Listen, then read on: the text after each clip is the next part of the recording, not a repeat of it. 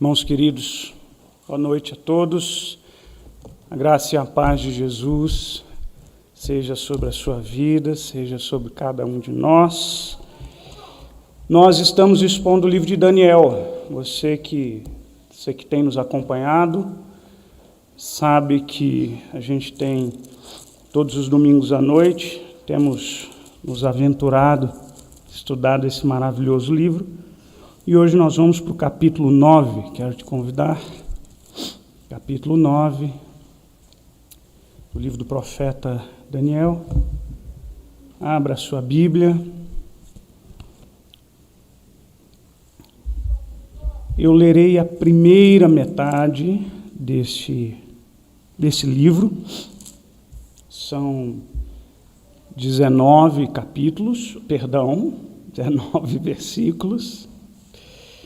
E eu preciso que você esteja bem atento ao que diz a palavra do Senhor, para que a gente aprenda a instrução de Deus para o nosso coração nessa noite. No primeiro ano de Dario, filho de Assuero, da linhagem dos Medos, o qual foi constituído rei sobre o reino dos caldeus, no primeiro ano do seu reinado, eu, Daniel, entendi pelos livros que o número de anos de que falara o Senhor ao profeta Jeremias haviam de durar as assolações de Jerusalém, era de 70 anos. Voltei o rosto ao Senhor Deus para buscar com oração e súplica, com jejum, pano de saco e cinza. Orei ao Senhor meu Deus, confessei e disse: Senhor, Deus grande e temível, que guardas a aliança e a misericórdia para com os que te amam e guardam os teus mandamentos. Temos pecado, cometido iniquidades, procedemos perversamente, fomos rebeldes, apartando-nos dos teus mandamentos e dos teus juízos. E não demos ouvidos aos teus servos, os profetas, que em teu nome falaram aos nossos reis, os nossos príncipes, aos nossos pais, como também todo o povo da terra. A ti, Senhor, pertence a justiça, mas a nós o corar de vergonha. Como hoje se vê, aos homens de Judá, os moradores de Jerusalém, todo Israel, quer os de perto, quer os de longe, em todas as terras por onde o tens lançado, por causa das suas transgressões que cometeram contra ti. Ó Senhor, a nós pertence o corar de vergonha. Aos nossos reis, aos nossos príncipes, aos nossos pais, porque temos pecado contra ti. Ao Senhor nosso Deus pertence a misericórdia e o perdão, pois nos temos rebelado contra ele e não obedecemos à voz do Senhor nosso Deus para andarmos nas suas leis, que nos deu por intermédio dos seus servos os profetas. Sim, todo Israel transgrediu a tua lei, desviando-se para não obedecer a tua voz. Por isso, a maldição e as imprecações que estão escritas na lei de Moisés, teu servo de Deus, se derramaram sobre nós, porque temos pecado contra ti. Ele confirmou a sua palavra que falou contra nós e contra os nossos juízes que nos julgavam e fez vir sobre nós grande mal. Porquanto nunca, debaixo de todo o céu, aconteceu o que se deu em Jerusalém. Como está escrito na lei de Moisés, todo este mal nos sobreveio, e apesar disso, não temos implorado o favor do Senhor, nosso Deus, para nos convertermos das nossas iniquidades e nos aplicarmos à tua verdade. Por isso, o Senhor cuidou em trazer sobre nós o mal e fez vir sobre nós, pois é justo. O Senhor, nosso Deus, em todas as suas obras que faz, pois não obedecemos a tua voz. Na verdade, ó Senhor, nosso Deus, que tiraste o povo da terra do Egito com mão poderosa, a ti mesmo adquiriste renome, como hoje se vê, e temos pecado e procedido perversamente. Ó Senhor, segundo todas as tuas justiças, aparta-se a tua ira e o teu furor da tua cidade de Jerusalém, do teu santo monte, porquanto por causa dos nossos pecados e por causa das iniquidades dos nossos pais se tornaram Jerusalém, o teu povo, opróbrio para todos os que estão ao redor de nós. Agora, pois, ó Deus, ouve a oração do teu servo e as suas súplicas, porque o teu santuário assolado faze resplandecer o rosto por amor do Senhor.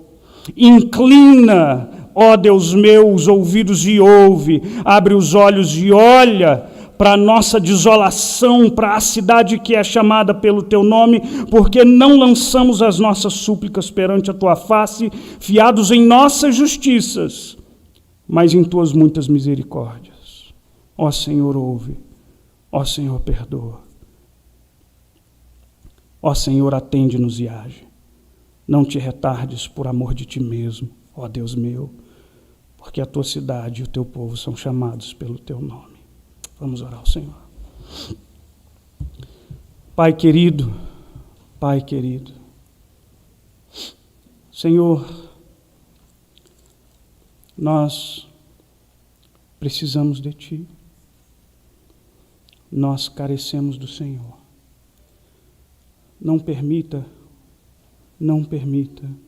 que nenhum de nós saia daqui sem ser tratado por Tua palavra. Senhor, em nome de Jesus, nos ajuda e abre as nossas mentes e os nossos corações para a gente captar, para a gente compreender o que a Tua palavra quer nos ensinar. E nos ajuda a crescer mesmo em momentos difíceis, momentos duros, momentos de aflição. Vem nos socorrer. Olha para a Tua igreja, olha para o Teu povo, para os Teus filhos que aqui estão nessa noite, desejosos de ouvirem de Ti. Por isso nós nos colocamos na Tua presença e clamamos, tem piedade de nós, fala ao coração do Teu povo, em nome de Cristo Jesus. Amém, Pai. Irmãos, hoje pela manhã, eu estava comentando, nós moramos aqui em Águas Claras, num lugar bem pertinho de uma praça, que a gente desce ali com frequência, e todas as noites há ali muitos food trucks, e em especial um que eu aprecio muito, que é um churrasquinho, e eu sou carnívoro demais, tá, gente?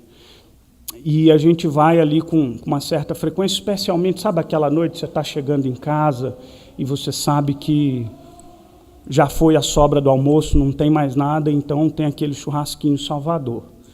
E a gente passa lá, compra aquele churrasquinho, leva para casa e mata a fome. Essa semana, quarta-feira ou quinta-feira, não me recordo bem, esse tempo de pandemia, o lockdown, a turma ficou impedida de ir, e então essa semana, esse meu churrasquinho favorito, foi lá à praça, eu fui com a Dani, minha esposa, para a gente comprar um churrasquinho, e o rapaz é um casal que trabalha, que é dono daquele trailer, e o menino que faz o churrasquinho, ele é flamenguista, e eu sempre bato papo com ele sobre os últimos jogos do Flamengo. Normalmente a gente comenta das nossas vitórias, dos nossos, né? E aí o dono do churrasquinho falou, flamenguista. E aí ele disse assim para mim, eu estava lá pedindo churrasquinho, ele disse, sou flamenguista. Eu falei, oi. Ele disse, a Ritinha morreu. Eu falei, como? A esposa dele. 42 anos de idade. Eu acredito que eles são do segundo casamento dele, ele já mais velho. Tem uma criança de 5 anos e uma criança de 7 anos de idade, um casalzinho. Eu disse, como assim? Covid. Ela foi internada, em 20 dias ela internou e ela morreu. A gente ficou chocado,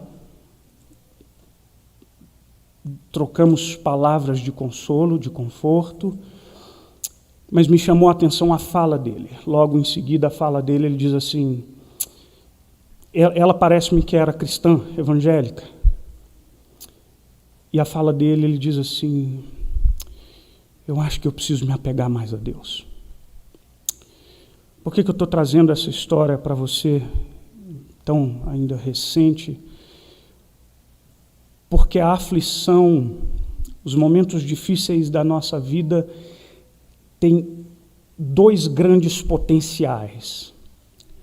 O potencial de afastar muitas pessoas de Deus. E há muitos relatos de pessoas que fundamentam o seu ateísmo em alguma fatalidade.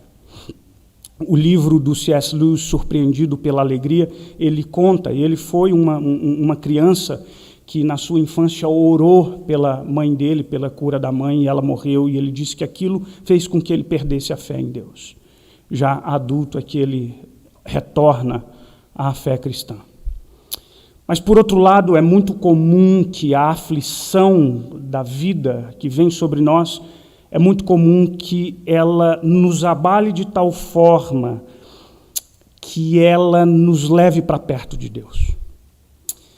É muito comum que a aflição que nos torna vulneráveis, ela mexa com a nossa fé. E aqui vai a minha pergunta para você. Você como eu, e talvez os mais novinhos aqui, talvez muito menos as crianças, ainda tão pequenininhas e com pouca experiência de vida, mas alguns talvez já tenham experimentado das dores deste mundo, já tão novinhos assim. Mas eu quero que você pense nos dias que você viveu aflições difíceis. Eu quero que você se lembre naquilo que alguns teólogos chamam de a noite escura da alma. Você já experimentou a noite escura da alma?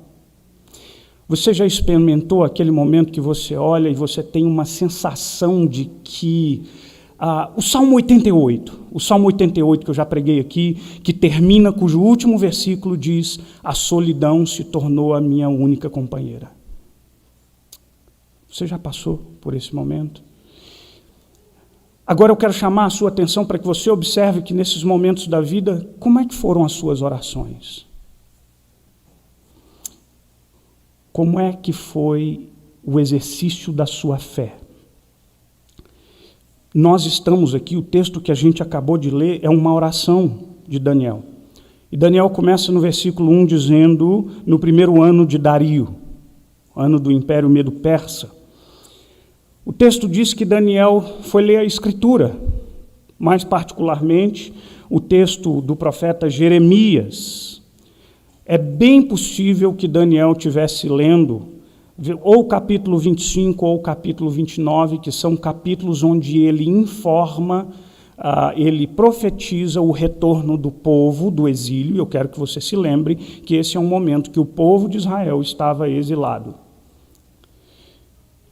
A profecia de Jeremias dizia, são 70 anos.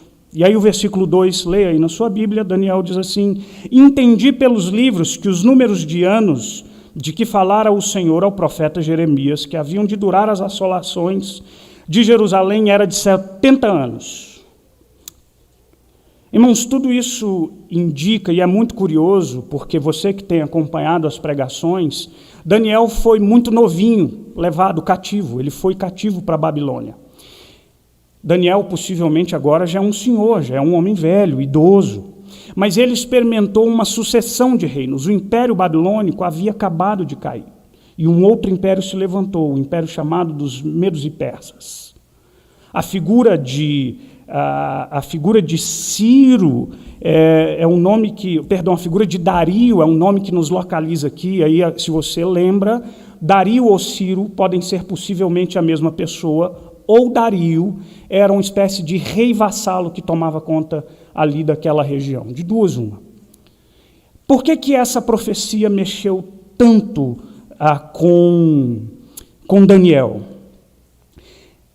É bem possível que agora, com a sucessão de reino, com a queda do Império Babilônico, Daniel trouxesse à memória, opa, parece que tem uma profecia aí, que o cativeiro babilônico duraria uma certa quantidade de tempo.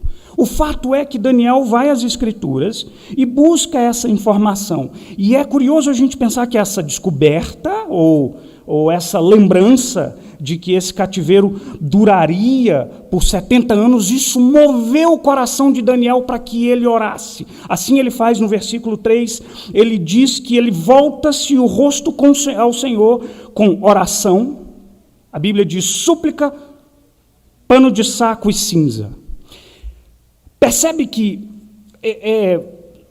se você lê o livro de Daniel, você vai ver que Daniel é um homem de oração. A Bíblia diz que ele orava 3 vezes ao dia. Ou quando, por exemplo, nas situações difíceis, quando, assim que Nabucodonosor tem um sonho e pede a revelação do sonho e a sua interpretação, Daniel chama os seus amigos para orar. Bem, mas eu acho que tem orações, sabem aquelas orações que às vezes a gente faz meio que automaticamente? Não sei, aquela oração antes do almoço, ou aquela oração que você está morrendo de sono e vai dormir, você começa a orar de noite, o amém, você só fala quando você acorda no outro dia, meio desatento. Bom, ainda que seja uma oração sincera, uma oração que seja feita com um desejo consciente e uma atenção focada em Deus, parece que há algo mais nessa oração. Parece que há algo que move Daniel de uma forma diferente. E aí eu me pergunto, por que Daniel ficou tão mexido? Há algumas possibilidades aqui. Você já esperou por alguma coisa por muito tempo? Sabe quando falta pouco e você fica ansioso para chegar? Gente, Daniel é um homem velho. Gastou toda a sua vida exilado, escravo, longe da sua terra, e de repente agora a lembrança de que está chegando. Você já viu quando criança, e acho que todo pai aqui já fez aquela viagem de carro, que o filho da gente fica parecendo aquele burrinho do Shrek, dizendo, está chegando, já chegou, e você fica repetidas vezes dizendo, está quase. Até que você saca um Dramin, põe no Nescau e no leite com Toddy e faz a criança dormir. Mas sabe essa coisa assim de expectativa, de que, opa! E a gente está falando de algo muito maior. A Bíblia diz que a esperança que se adia adoece o coração. Esse homem também vivia no meio de um ambiente onde a sua fé era constantemente desafiada. Era um ambiente pagão. Era um ambiente onde a liberdade de ser cristão, ela estava todos os dias ameaçada, como aconteceu com a vida de Daniel. É bem possível também que houvesse um misto de alegria e de preocupação. Como aquele homem que fica pensando, será que vai mesmo? Bom, seja qual for a situação, uma coisa é certa. O que a gente tem diante de nós no texto bíblico é um Daniel de coração aflito, sofrido. E esse homem vai orar a Deus. E ele vai orar diante de muita aflição. E é exatamente sobre isso que eu quero falar com você hoje à noite. Sobre a oração da aflição. E a minha pergunta para você é, o que marca a oração da aflição? Vamos olhar para Daniel? Hoje o meu sermão é de 2 pontos aqui. Mas não vai ficando feliz achando que vai ser rápido não, viu? Os meus 2 pontos eu acho que são 2 aspectos marcantes aqui na oração de Daniel. Primeiro que, na aflição a gente reconhece quem Deus é. E o meu segundo ponto vai ser, na aflição nós reconhecemos, ou precisamos reconhecer, quem nós somos. Perceba que há 2 lados de uma mesma moeda, neste momento de aflição de Daniel. A aflição, com muita frequência, ela exerce um papel definidor das nossas orações. E aí, ela tanto comumente nos faz olhar para Deus, e ao mesmo tempo que a gente olha para Deus, a gente começa a olhar para dentro de nós. E quanto mais a gente reconhece quem nós somos, tanto mais a gente se dá conta que a gente precisa de Deus como Ele é. Essa relação de olhar para Deus e olhar para nós, nessa relação que se retroalimenta. São os 2 aspectos que eu quero olhar com você nessa oração de Daniel. Vamos para o primeiro, então. Na aflição nós reconhecemos quem Deus é. Olha comigo, por favor, o versículo 4. Olha o que diz aí o verso 4. A Bíblia diz que, orei ao Senhor meu Deus, orei ao Senhor, meu Deus. Eu acabei de dizer que na aflição, a gente se encontra diante de uma situação vulnerável. Os irmãos aqui da igreja e aqueles que nos conhecem sabem, agora em abril fez 5 meses que minha mãe morreu. E eu tenho lidado com tanta morte que a morte dela tem com frequência voltada à minha memória em muito mais do que flashes, mas como lembranças muito fortes.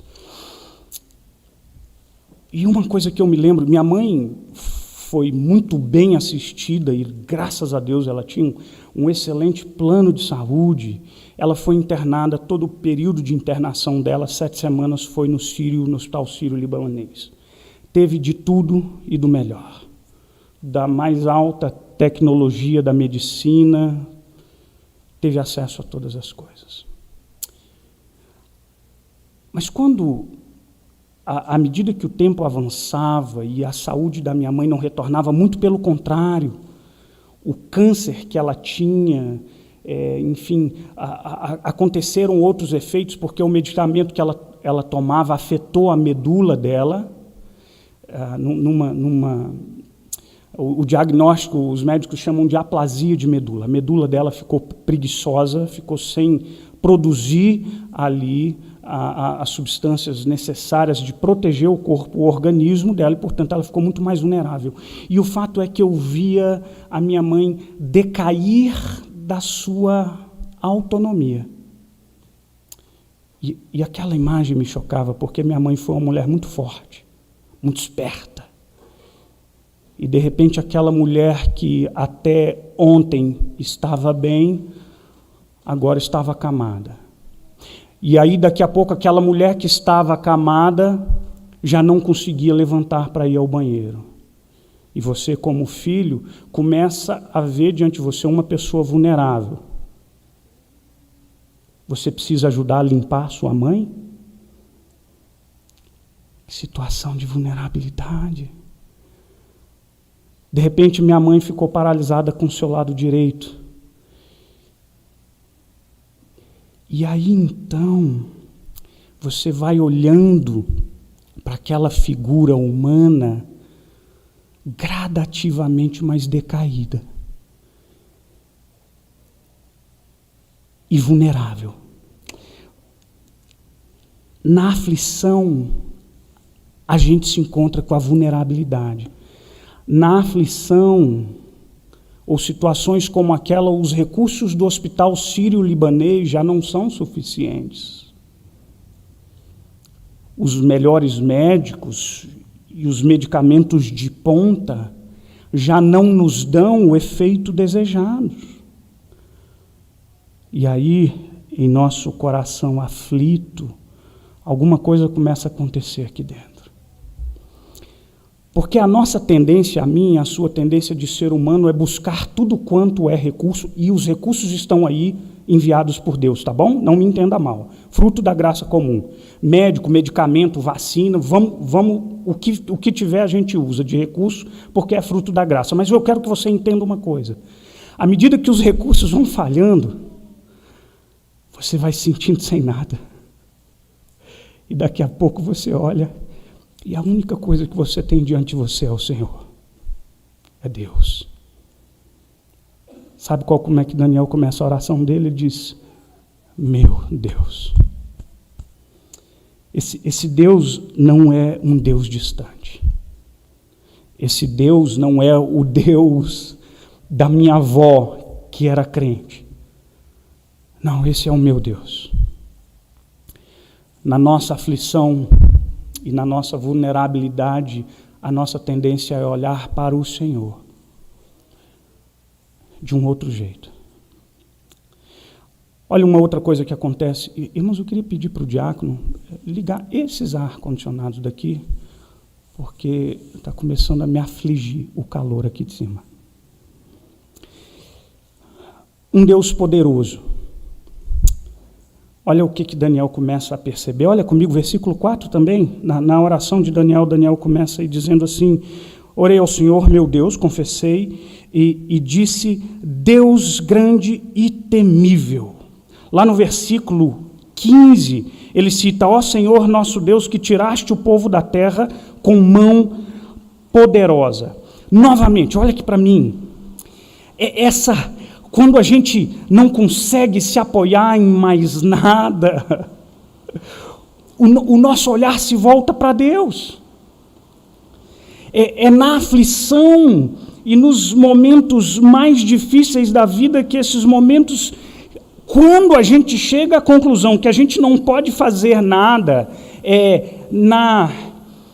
quando a gente se dá conta da nossa impotência, e aliás esse é um gosto muito amargo, são esses momentos que as nossas vidas se rendem a um poder maior. Eu não tenho o que fazer, eu já tentei todos os meus recursos. É nessa aflição que a gente é levado, como o Salmo 121, eleva os olhos para os montes, de onde me virá o socorro? De onde vem? Não é mais do médico, não é mais da medicina, não é mais do amigo, não é mais do banco, não é mais da inteligência, da habilidade humana. De onde me virá o meu socorro? O meu socorro vem do Senhor. E o povo continuava cantando, mas sabe quem é o meu Senhor? O Salmo diz, meu Deus, o meu socorro vem do Senhor que fez o céu e a terra. É na nossa fraqueza que a gente passa a buscar um poder maior. Como o apóstolo Paulo entendeu isso, entendeu de um jeito muito doloroso, porque nele foi colocado um espinho na carne. E ele orou ao Senhor. E o Senhor, nós nem sabemos direito o que é esse espinho. Uma enfermidade, uma perseguição. A gente não sabe, a Bíblia não explicita, não explica. Mas o fato é que lá em 2 Coríntios, no capítulo 12, versículos 9 e 10, a resposta de Deus para Paulo foi assim. Então ele me disse, Deus dizendo para Paulo, a minha graça te basta, porque o poder se aperfeiçoa na fraqueza. De boa vontade, pois, mais me gloriarei nas fraquezas, para que sobre mim repouse o poder de Cristo. Pelo que sinto prazer nas fraquezas, nas injúrias, nas necessidades, nas perseguições, nas angústias, por amor de Cristo, porque quando sou fraco, é que sou forte. Quando eu não consigo nada, é aí que eu experimento que Deus pode tudo. Quando eu não sou capaz, quando não tem mais recursos, aí os meus olhos estão atentos para perceber quem é que tem todos os recursos. Daniel se dá conta e ora, olhando para um Deus que é todo poderoso. Mas tem mais. Daniel está olhando para esse Deus e sabe que esse Deus é fiel. Versículo 4. Guardas, Deus grande e temível, que guardas a aliança e a misericórdia. Lá no versículo 14, versículo 15, a Bíblia fala de um Deus justo. Por isso cuidou em trazer sobre nós esse mal e o fez vir sobre nós, pois justo é o Senhor, nosso Deus, em todas as obras que faz. Irmãos, a gente precisa entender o seguinte, você lembra daquele tempo em que teve uma época que a gente vinha muitos adesivos assim, dizendo Deus é fiel? É uma frase que a gente gosta demais, não gosta? Deus é fiel, para pensar nessa frase. E essa frase é verdadeira, Deus é fiel, mas o que você traz no seu coração quando você diz que Deus é fiel? Normalmente, a gente gosta de dizer que Deus é fiel para entender que Deus vai nos socorrer ou vai nos responder alguma oração. Bom, quando a Bíblia fala da fidelidade de Deus, a Bíblia relaciona a fidelidade de Deus ao seu caráter imutável. Ou seja, o que Ele prometeu, Ele cumprirá. Porque a sua fidelidade, presta atenção, Deus é fiel não porque é fiel a você, mas Deus, a fidelidade de Deus te alcança, porque primeiro Deus é fiel a si mesmo. Percebe a diferença? A fidelidade de Deus está baseada e fundamentada na imutabilidade do seu próprio caráter. E assim, essa fidelidade te alcança. E a despeito das nossas constantes falhas, e a gente erra, a gente falha, mas Ele não desiste de nós, porque Ele é fiel. E a gente faz tanta coisa que entristece o coração de Deus, mas a Bíblia diz que bondade e misericórdia certamente me seguirão todos os dias da minha vida. Você lembra quando eu preguei aqui no Salmo 23? Talvez você não lembra, mas acho que uma das melhores explicações que eu ouvi desse versículo, a palavra bondade e misericórdia me seguirão, é uma palavrinha hebraica chamada radaf. Essa palavra também pode significar, ou ela é traduzida em alguns outros textos do Antigo Testamento como perseguir. E eu ouvindo uma pregação, um pastor dizendo que eles estavam numa reunião do conselho, e um dos presbíteros bateu na porta e abriu a porta de uma vez, onde a sala do conselho, o conselho estava se reunindo, e ele abriu a porta ofegante, dizendo, estão me seguindo! E o pastor apavorado disse, quem? Ele disse, bondade e misericórdia. Amém. É isso que a bondade e misericórdia de Deus fazem com você. Ela te persegue. Ela vai atrás de você. Ele é fiel. Daniel ora pelo cumprimento das promessas. E ele sabe que Deus é fiel. 70 anos. 70 longos anos de cativeiro. Mas aqui eu preciso também fazer uma outra observação.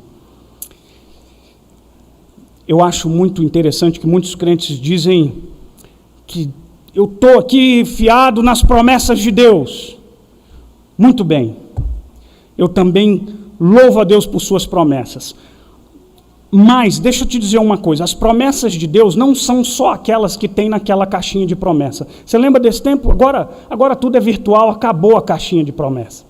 Você lembra como é que era a caixinha de promessa? Uma caixinha com textos bíblicos, e aí você ia lá de manhã, tirava um. Aí, meu amigo, era Salmo 23 na cabeça. O Senhor é meu pastor, nada me faltará. Glória a Deus. Outro dia você ia lá e, enfim, promessas maravilhosas. Que a Bíblia está cheia, assim, está repleta, mas tem muitas outras promessas que vão se cumprir e que a gente não está muito atrás dessas promessas, não. Você quer saber uma ou outra? No mundo passais por aflição. E aí? Você tem coragem de dizer assim, eu recebo em nome de Jesus. É verdade, é uma promessa de Deus. A nossa memória ela é totalmente seletiva no que diz respeito às promessas do Senhor que a gente persegue. Aliás, o Salmo 123, a gente ama o Senhor, é o meu pastor e nada me faltará, mas ninguém gosta da tua vara e o teu cajado me consolam. O que você acha disso? É ou não é seletivo? Mas a gente precisa orar pelo cumprimento das promessas do Senhor. Que Deus prometeu libertar aquele povo, Ele libertaria do cativeiro babilônico.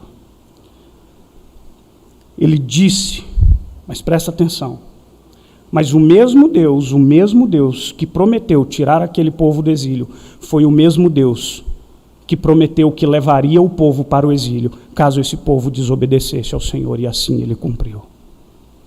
E Daniel tinha a total e a plena consciência disso. O mesmo Deus que é fiel para cumprir as suas promessas, as promessas que nos fazem o bem, é o Deus que é fiel para pesar a mão, a fim de nos corrigir dos nossos erros.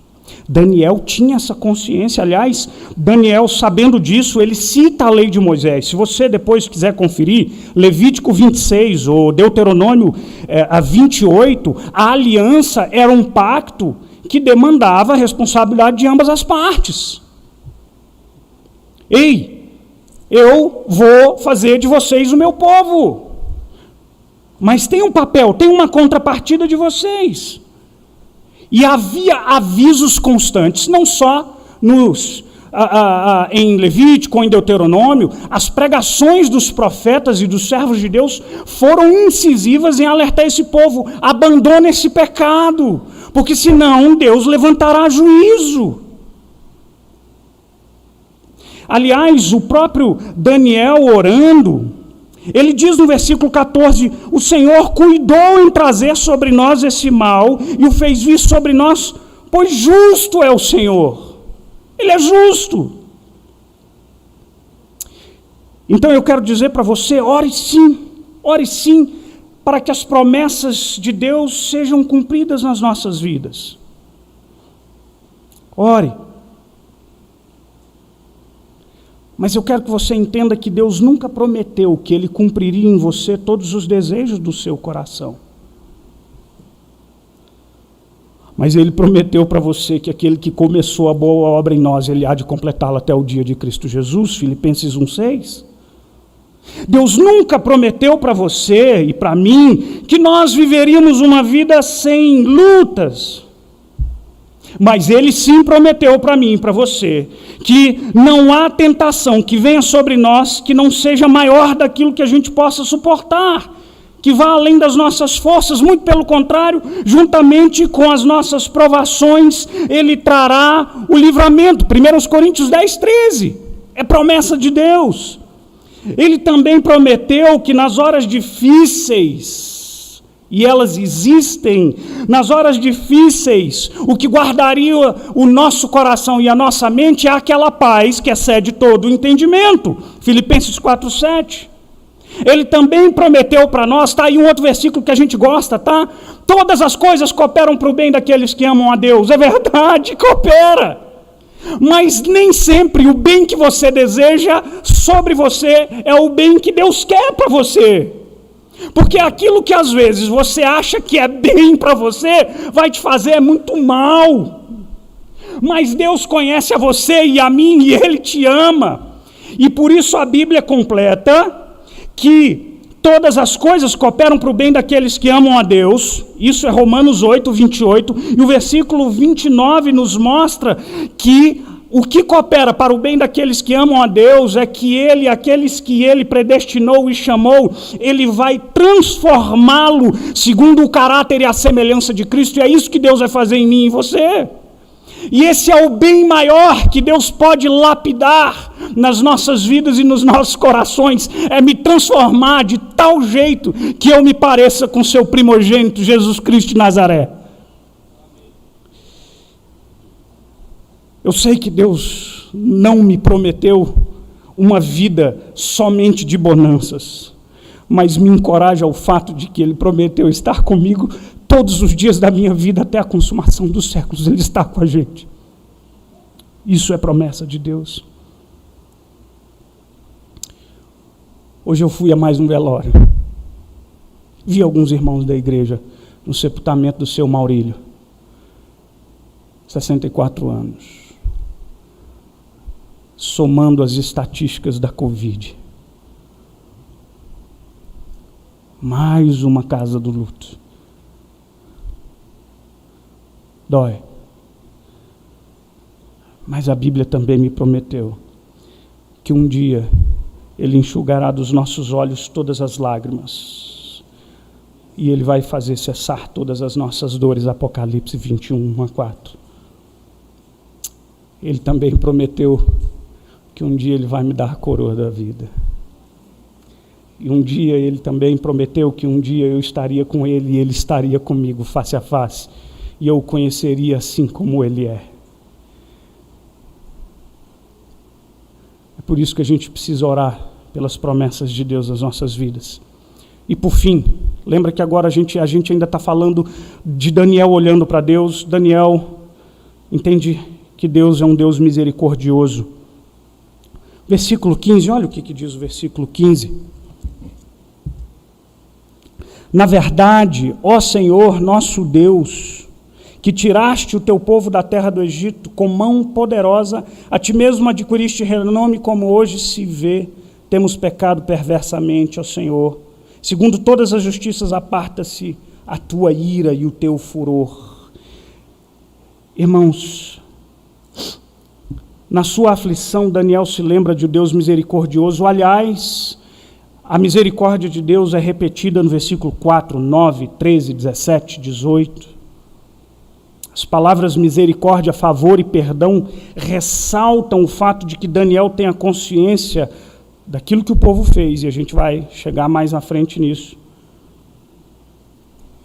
Mas Daniel tem a consciência de que o amor de Deus para comigo e para com você é um amor misericordioso. Você sabe o que isso quer dizer? Sabe o que quer dizer a misericórdia de Deus que se renova a cada manhã? Isso quer dizer que apesar do que eu sou, de quem eu sou, do que eu faço e continuamente acabo fazendo, Ele ainda olha para mim e diz que me ama e diz que não abre mão de mim. Porque aqueles a quem o Pai deu a Ele, de modo nenhum Ele lançaria fora. Deus é misericordioso. Agora a gente vai para o segundo aspecto da oração de Daniel. Preste atenção. À medida que a gente olha para Deus e percebe quem Deus é preciso que você olhe para você. E aqui vai um exercício muito difícil. Na aflição nós reconhecemos, ou nós precisamos reconhecer, quem nós somos. Essa foi uma característica marcante na oração de Daniel. A oração de Daniel conduziu o olhar de Daniel para Deus, lembrando-se de quem Deus é e do que Ele é capaz de fazer, e à medida que ele olhava para Deus e o reconhecia na sua grandeza, fidelidade, justiça e misericórdia, ele é levado a olhar para dentro de si. Olhar para Deus e conhecer quem Ele é, irmãos, precisa nos levar a olhar para dentro de nós.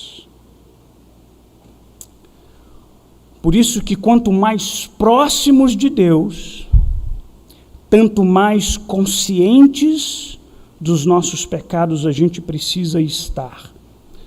Mas o contrário também é verdade. Quanto mais distantes de Deus, menos capazes nós seremos de discernir o nosso próprio coração.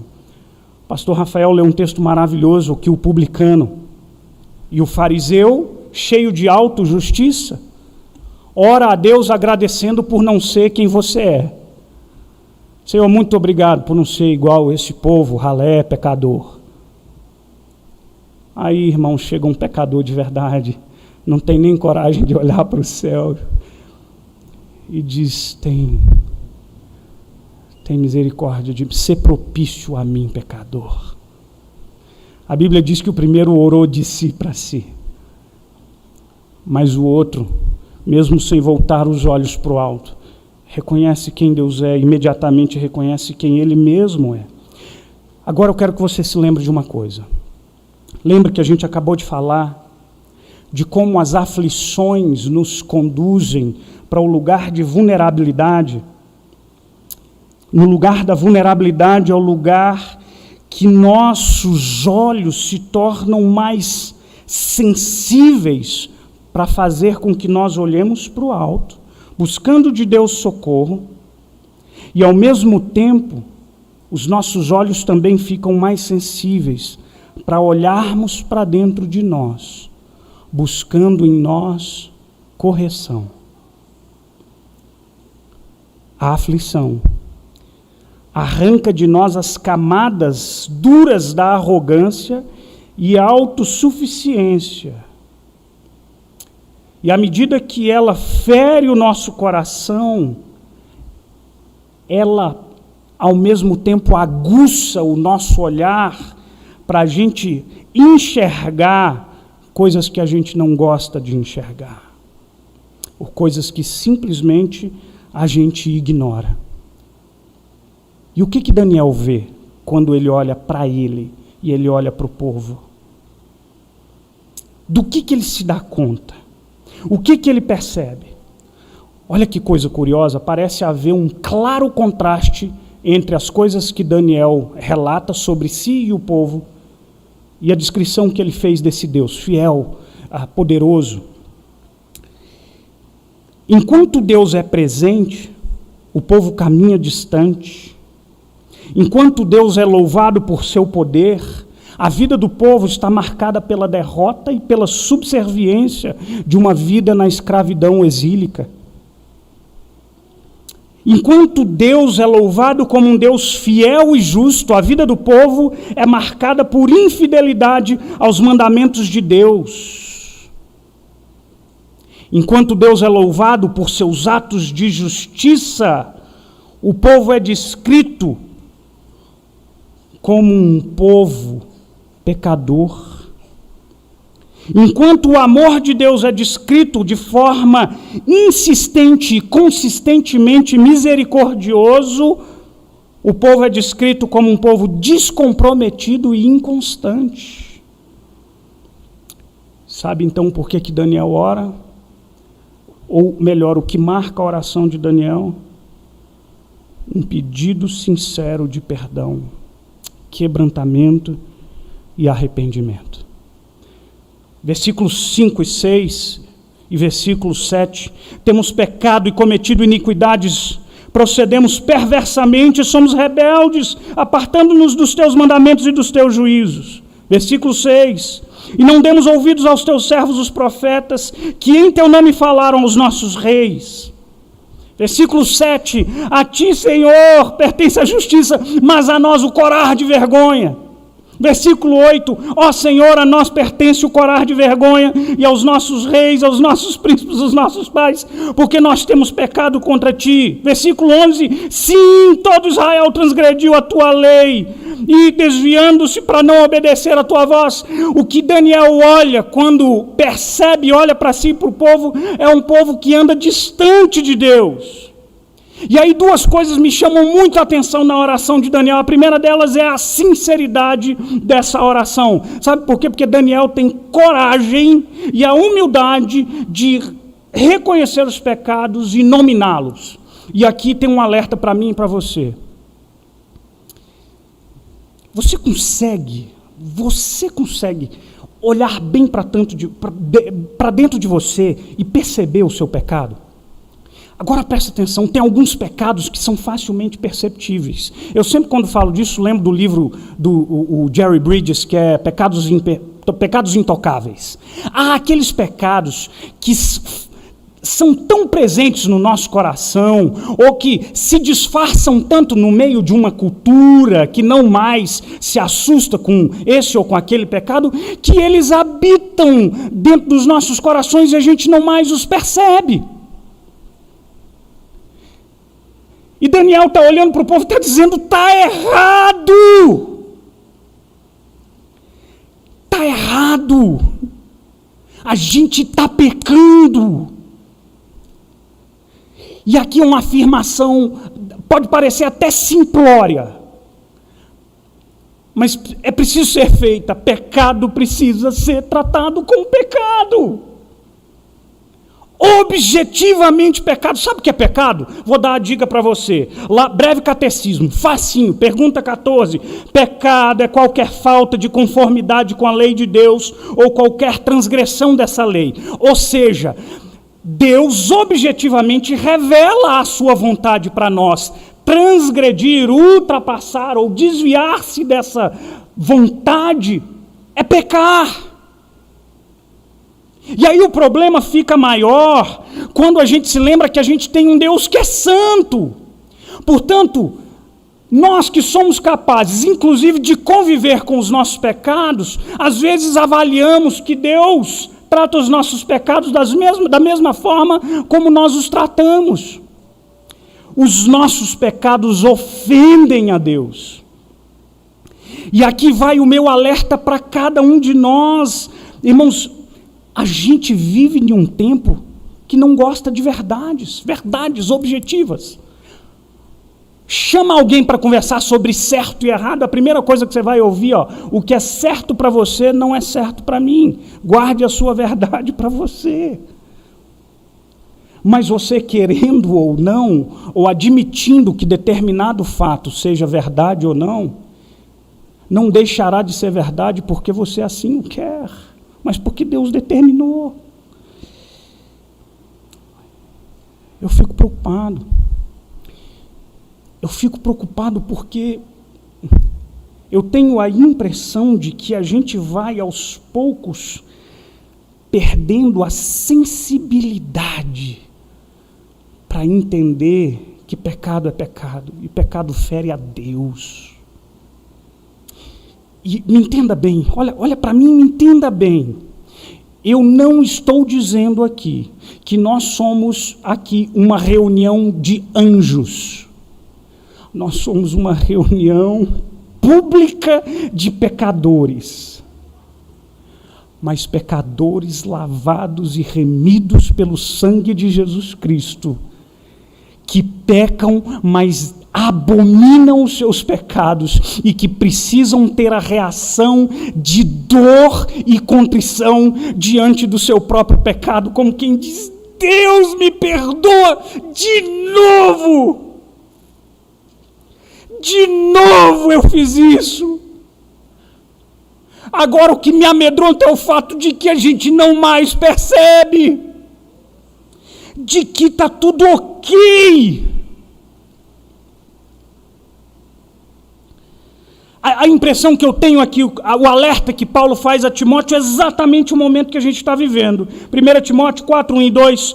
Ora, o Espírito afirma expressamente que nos últimos tempos alguns apostatarão da fé por obedecerem a espíritos enganadores, a ensinos de demônios, pela hipocrisia dos que falam mentira e têm cauterizado a própria consciência.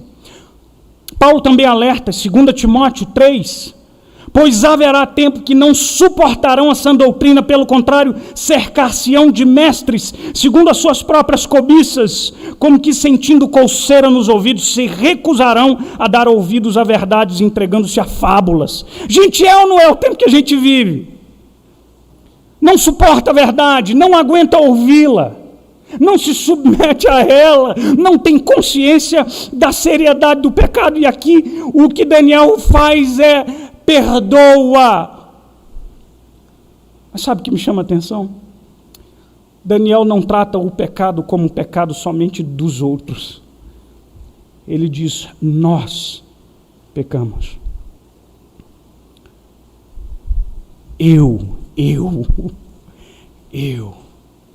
Eu faço parte dessa gente que peca e que erra.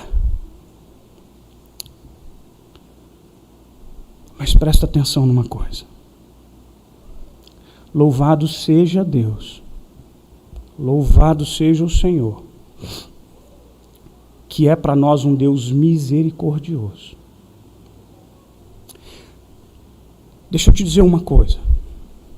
O Philip Yancey diz isso, é um livro que eu li há quase 20 anos atrás. Ele diz assim, um livro sobre a graça. Você não pode fazer nada para Deus te amar mais, e você também não pode fazer nada para Deus te amar menos. Entendeu? Entendeu que o fato de que Deus te ama não é pelas suas atitudes admiráveis, mas entendeu também que não serão as suas transgressões que farão com que Deus te ame menos? As nossas transgressões entristecem a Deus, sim, de fato. E Ele nos corrige. Daniel sabia disso. Sabe o que diz lá no versículo 18 e 19? Essa é a boa nova para nós, irmãos. Porque não lançamos as nossas súplicas perante a tua face, fiados nas nossas justiças, mas nas tuas misericórdias. Sabe o que Daniel está dizendo? Senhor, sabe por que a gente está aqui pedindo perdão? Não é porque a gente é justo, não. É porque o Senhor é misericordioso. Versículo 19, ó Senhor, ouve, Senhor, perdoa, Senhor, atende-nos e age, e não te retardes por amor de ti mesmo, ó Deus meu, porque a tua cidade e o teu povo são chamados pelo teu nome, por amor de ti mesmo. Irmãos, aqui eu quero encerrar a minha palavra lembrando a você duas coisas importantes acerca do Evangelho. A primeira delas é: você é muito mais pecador do que você gostaria de admitir. Mas o segundo aspecto maravilhoso do Evangelho é: você é muito mais amado do que você pode imaginar. Você entendeu isso? Deus te ama com misericórdia. Mas presta atenção. Eu quero que você, hoje de manhã o pastor Márcio falou sobre um conhecimento bíblico da conversão. Por favor, vá para a sua casa, olhando para o seu coração. E se não há no seu coração nenhum pingo de dor pelos seus próprios pecados, talvez você precise se perguntar se esse seu coração já foi alcançado pela graça bendita. Você precisa se perguntar. Porque não é possível. De novo, a gente está vivendo em tempos de pandemia. É gente morrendo para todo canto que a gente vai. Não é possível que tudo isso que a gente está vendo acontecer não me faz pensar um pouquinho sobre a minha vida. Talvez porque você não esteja vendo de perto, e às vezes a nossa vida potencialmente vive cercada como que numa ilha de bem-estar, e a gente nem se dá conta, vai andar nos corredores de hospital. É metafórico, tá? Não vai não, senão você pode pegar Covid, tá? Visita a casa do luto. Habita no meio da dor. Conversa com o marido que perdeu a esposa e tem 2 filhos pequenos para criar.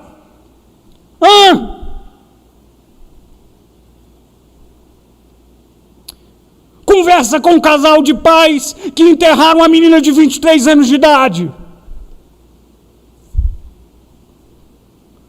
Será que a gente não tem que aprender nada, absolutamente nada? Será que a gente não está percebendo que de repente esse momento é para a gente reavaliar? Olhar para dentro de si e dizer: Deus, tem piedade de mim. Porque a vida é sopro. É sopro.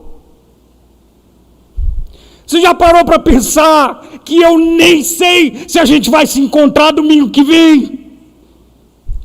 Que num piscar de olhos a gente tem a notícia de quem a gente ama está entubado numa UTI da vida. Ah, meu Deus, se isso não me faz levantar os olhos para os céus e dizer: Deus, tem piedade da gente, tem. Eu não sei o que mais vai fazer.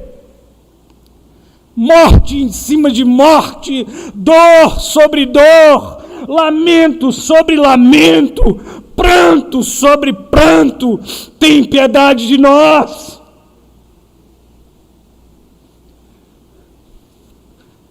Você consegue olhar para dentro de você, dar uma escrutinada no seu coração, inclusive naqueles pecados que estão tão arraigados dentro de você, que você os trata com tanta normalidade.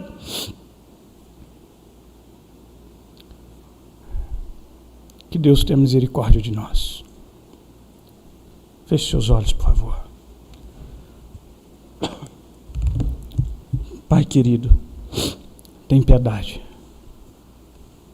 Misericórdia, por favor. Pai querido, santo, olha para o teu povo, olha para essa gente, olha para mim, olha para nós com a tua imensa misericórdia. Senhor, muito obrigado,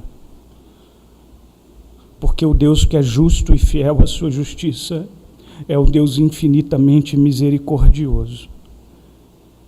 E que na junção da justiça e da misericórdia, a cruz se fez verdadeira para nós. Sendo justo, o Senhor requeriu o devido preço pelos nossos pecados. E sendo misericordioso, o Senhor jogou todo esse peso sobre os ombros de teu Filho Jesus Cristo. Obrigado, porque nós fomos alcançados com misericórdia. Nós oramos e louvamos o teu nome em Cristo Jesus. Amém.